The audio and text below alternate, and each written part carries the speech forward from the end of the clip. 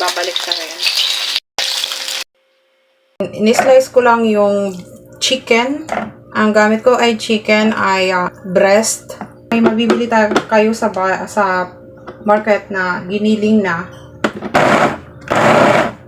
Pero kung wala, gagamit tayo ng food process. Inumin natin. Ayan. 80 grams sa... Set aside na natin to. Gagamit tayo ng food processing kasi dito sa pangano natin sa carrots.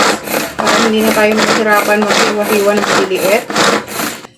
Set aside lang natin to. Para mabilis ang ating process sa ating sauce nito. Kaya, ayan o. Bili na kagayo guys. Mabibili yan sa aking TikTok shop. Ayan. Patalastas muna tayo guys. Huwag na natin pahirapan ang ating mga sarili. Kaya bumili na tayo sa aking TikTok shop. Murang-mura siya. Ito guys. Matagal ko na ito ginagamit. So ngayon, set aside lang natin ito dito. Giniling guys. 80 grams ito. Carrots. Isang medium na carrots. Buong sibuyas. Isang red bell pepper. Sas. Orezin. Ito radish na pickles. 4 egg, hot dog, cheese, 1 teaspoon salt, isang kutsara wash sugar,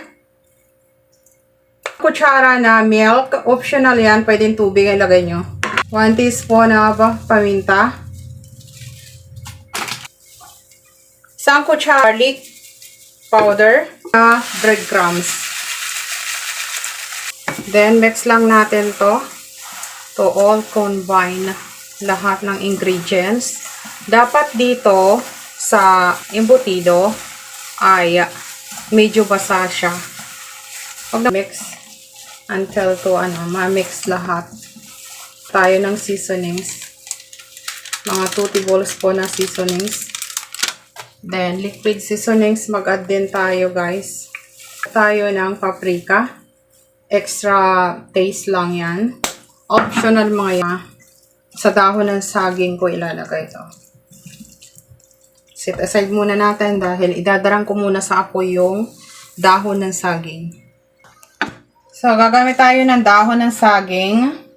Tapos, gagamit tayo ng takalan gamit yung kalahating cup para mayroon tayong isang sukat ng ating embutido, same.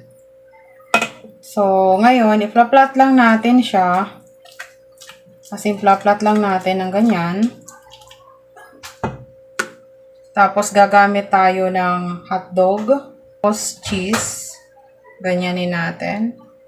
Then, bibilogin lang natin ng pabilog na para siyang magagawa tayo ng parang suman. Yan, ibibilog lang natin ng ganyan. Tapos, press lang natin ng paganon, pabilog. Then, ganyan. Tali natin yung dulo or pantali. Pantali kapag nagano tayo ng longganisa. Yan ang tatali natin dito. Isang dangkal lang gamit ko. Talian natin yung magkabilang dulo para hindi siya tumapon.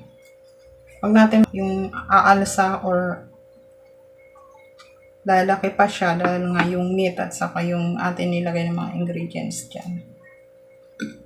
So, yan na. Ulitin ko lang guys. Ganitohin ko lang lahat. Guys.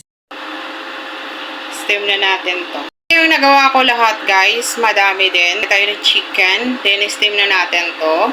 Steam natin ng 40 minutes. Ganyan din lang natin. Maganda talaga itong aking airpot guys. Ayan, electric airpot ang gamit ko. At gamit na gamit talaga sa akin dahil nga ay ako'y nagko-content. Gamit na gamit ko siya. Bili na kayo at mura lang siya. Nasa yellow basket guys. At very good talaga siyang gamitin guys. At electric pot ang aking gamit guys. Gamit na gamit to at matibay siyang gamitin. Balikan natin after ng 40 minutes. Natin yung aking ito. Ginagamit. So, set aside lang natin to. Tingnan natin kung, ayan, ito yung last na aking ginawa. Chef, see beauty. Papa-cool down lang natin yan o palalamigin. Then, balikan na. Ayan, in-steam ko yan. Tapos mamaya i-fry lang natin. Tapos dahon ng saging, syempre kinuha ko pa yan sa isang ano. Nanghingi pa ako ng dahon ng saging dahil wala akong mabilhan. Pumunta pa ako ng gubat. Ayan. Naglagay tayo ng cooking oil. Mainit na yan. Ito ngayon babalik sa rin. Perfect na siya. Ang almusal. Almusal. Any occasion, guys, very healthy and yummy. Ready to serve?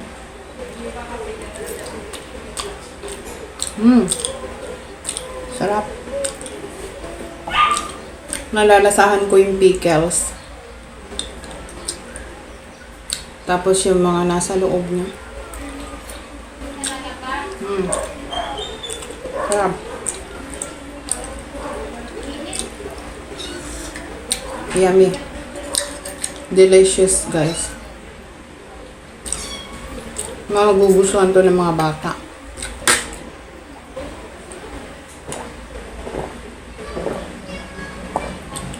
Buko juice.